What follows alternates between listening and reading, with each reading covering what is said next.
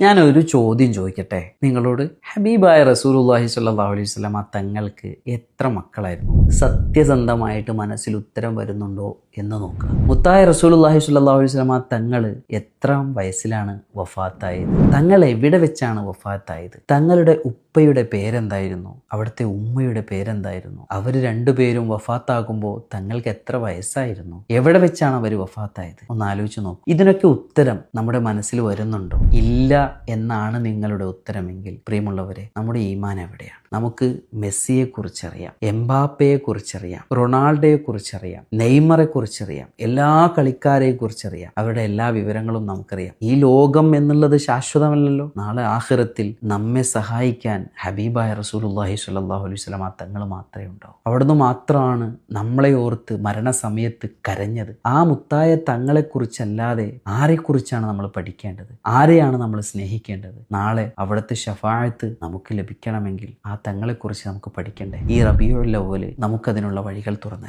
നിങ്ങൾക്ക് വിശദമായിട്ട് ഹബീബായ റസൂലുള്ളാഹി സ്വല്ലല്ലാഹു അലൈഹി വസല്ലം തങ്ങളെക്കുറിച്ച് പഠിക്കാൻ താല്പര്യമുണ്ടെങ്കിൽ താഴെ കാണുന്ന നമ്പറിൽ കണക്ട് ചെയ്തോളൂ. ഇൻഷാ അല്ലാഹ് നമുക്ക് പഠിക്കാം.